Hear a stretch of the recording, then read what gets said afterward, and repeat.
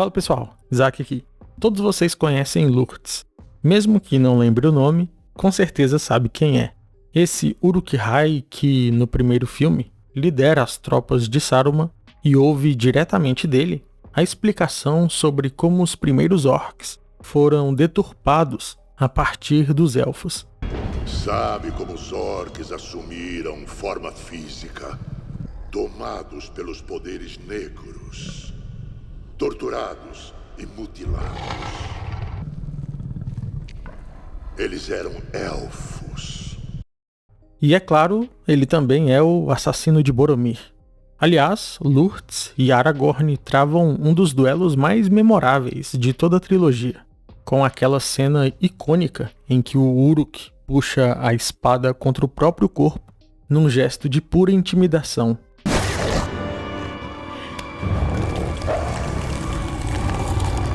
Lurtz é tão marcante que apareceu em quase todos os jogos, action figures, cartazes e produtos oficiais relacionados a Senhor dos Anéis. Antes da trilogia do Hobbit e do igualmente memorável Azog, era ele quem dominava o imaginário dos fãs como o estereótipo definitivo de um orc de elite. Mas, como vocês já viram no título desse vídeo, ele não existe nos livros. Pois é, foi um duro golpe pra mim também quando descobri isso pela primeira vez. Minha reação foi: mas como assim? Logo o orc mais importante do filme não existe? E aí, inevitavelmente, surgem as perguntas. Tá, e o que acontece com Boromir nos livros então? E aquela luta épica com Aragorn? Vamos investigar isso neste vídeo. Pra gente entender o Uruk Lurtz, precisamos antes falar do Uruk Ugluk. Você também, talvez, não se lembre pelo nome, mas com certeza já conhece o personagem. Ugluk é esse orc que está na tela, o líder dos Uruk-hai de Saruman que capturaram Merry e Pippin. E é claro, o autor daquela famosa e imortalizada frase: "Parece que a carne está de volta ao cardápio, rapazes." Parece que a carne voltou ao cardápio, rapazes. Mas o que Ugluk tem a ver com Lurtz? Você pode estar pensando. Por incrível que pareça, tudo, meus amigos.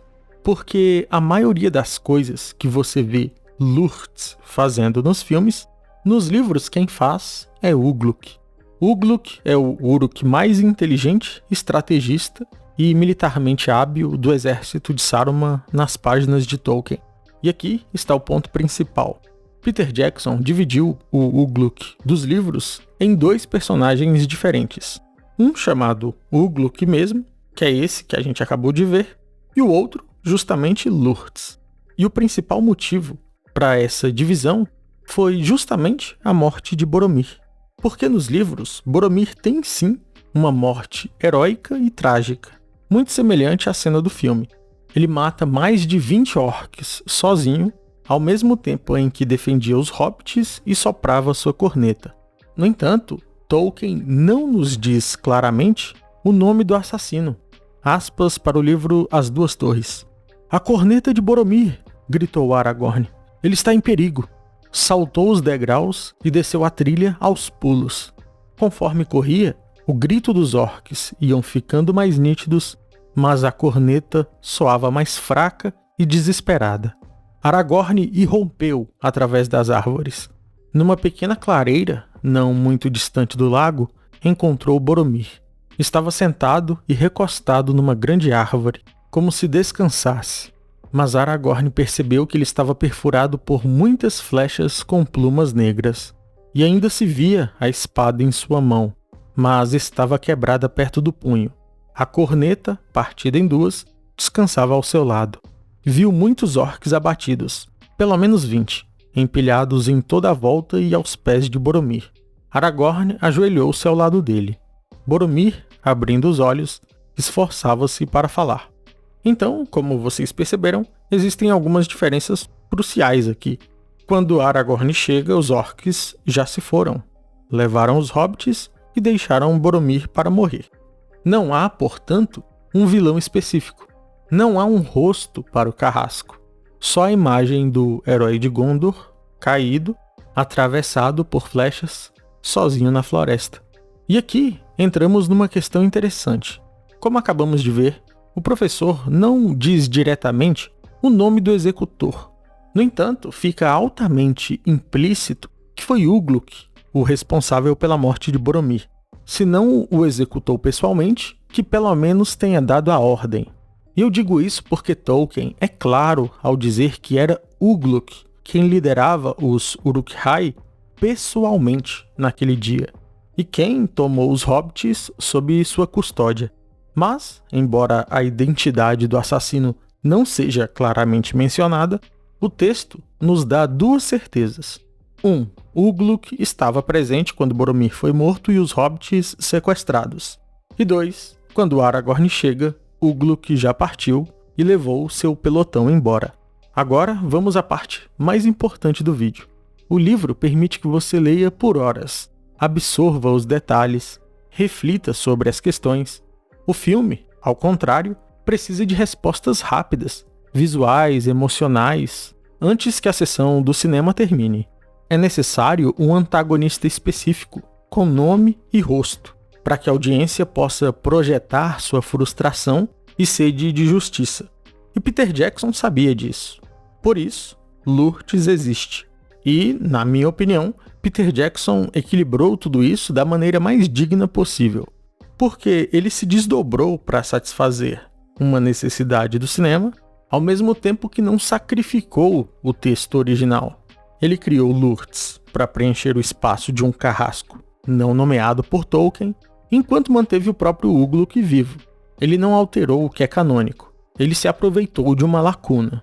E eu considero essa opção de Peter Jackson digna, porque ele poderia, caso ele quisesse, ter antecipado a morte de Ugluk para satisfazer a necessidade da audiência, em ver Boromir vingado. No entanto, ele não fez isso. Ugluk segue seu exato curso dos livros. E se você estiver curioso sobre o que ocorre nos livros com o próprio Ugluk, acontece o mesmo que vemos nos filmes. Após ele capturar os hobbits e percorrer determinada distância, eles esbarram numa patrulha dos Rohirrim, que aniquila ele e seu batalhão inteiro.